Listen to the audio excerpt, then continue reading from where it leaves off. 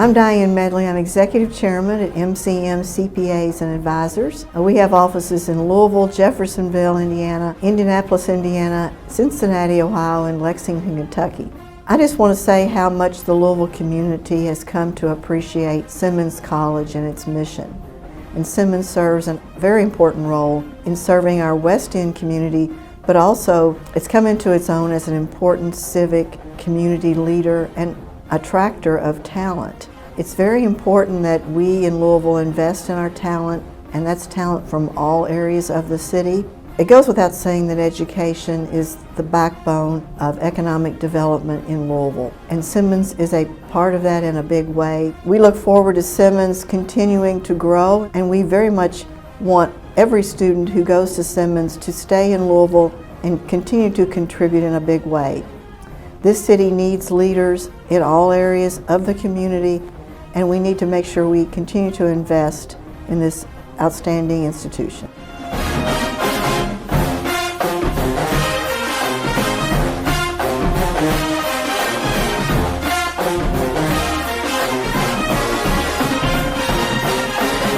Hi, I'm Ashley Watts, President and CEO of the Kentucky Chamber of Commerce, the state's largest business association. On behalf of Kentucky employers, we are so excited that you are looking to attend Simmons College. I know you will find Kentucky, and Louisville in particular, to be exciting and inclusive and a wonderful way to spend your college years, and hopefully your career here in the Commonwealth.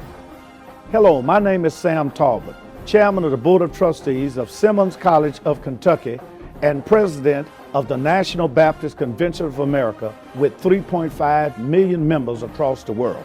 We want to continue to partner and build an educational and workforce development superhighway connecting the city of Louisville and the entire country with students from across the nation attending Louisville's HBCU, Simmons College of Kentucky.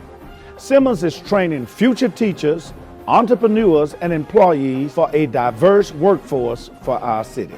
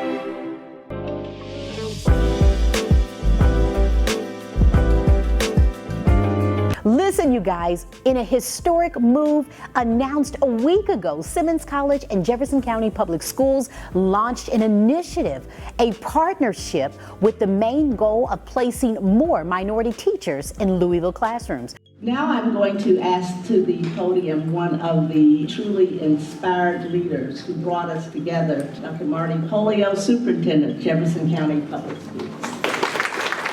We know, first of all, that we have a teacher shortage. There is teacher shortage across America, and we have to address that. But even more importantly for us is minority teacher recruitment. Right now in JCPS, about 35% of our students are African American students, but only about 15% of our teaching staff are African American teachers. As the board chair, I'm extremely honored this board and the superintendent took the courageous step to move forward and make this opportunity possible and to bring attention to the need for minority teachers in our district. Dr. Cosby approached me back in the wintertime, and we had a meeting, and he had this idea and asked if we could partner and collaborate together in this work. At that time, I did not know the power of HBCUs and the impact that they have on professions all across the spectrum. Anyone who called Simmons a sleepy Bible college dismissed them as being historically illiterate.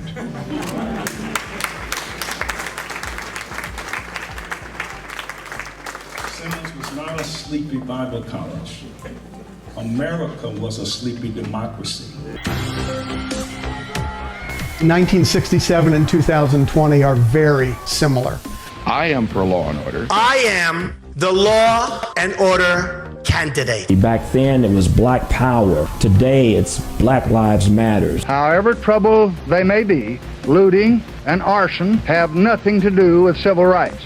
But what we are now seeing on the streets of our cities has nothing to do with justice. There is patience that people had with their struggle 52 years ago. Well, in my opinion, it just led from frustration, you know. And people will not be that patient today. So looting is what you do. We learned it from you. We learned violence from you. So if you want us to do better, then damn it, you do better.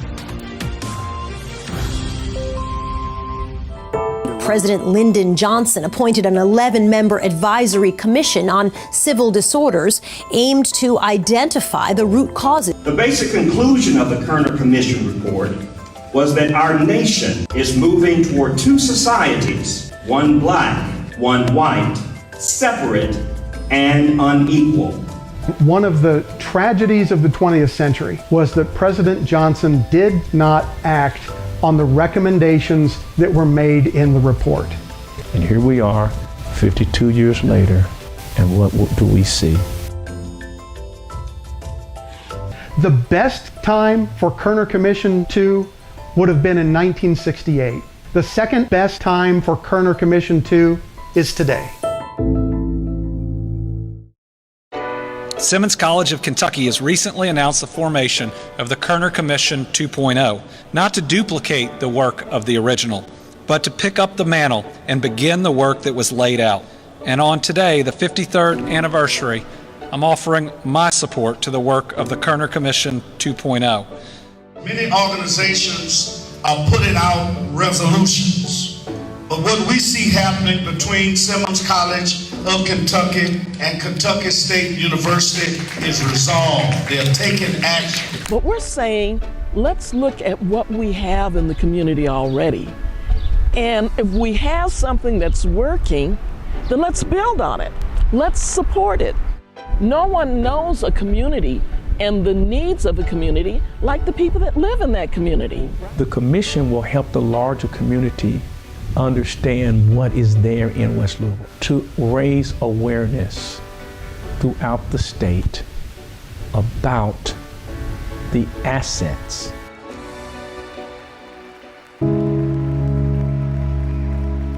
Now, we want to talk about progress on more equitable higher education and opportunity for generational change. Senate Bill 270 supports Kentucky's private and public historically black colleges and universities, HBCUs, in expanding services to students, particularly in West Louisville. It's going to expand opportunities for teacher preparation programs at Simmons College and encourages further cooperation between Simmons and Kentucky State University. This legislation allows students attending Simmons, Kentucky's only private HBCU, to receive Kentucky tuition grants. This legislation represents the first step, just one first step, to Simmons establishing an educator preparation program that's going to directly benefit Jefferson County Public Schools in this community to give all of our students that brighter future. This is important because E. Franklin Frazier said that there are three institutions central to the success of the black community. The first is the black family, the second is the black church, and the third is the black college. With this legislation, the state has issued a mandate and a charge for the state's only public HBCU and its only land-grant institution to bring to bear all of our resources in West Louisville. Someone asked me, are you left wing or are you right wing? I'm either left wing or right wing. I just want the whole bird. And the whole bird has made this historic legislation happen. I want to thank you so very much.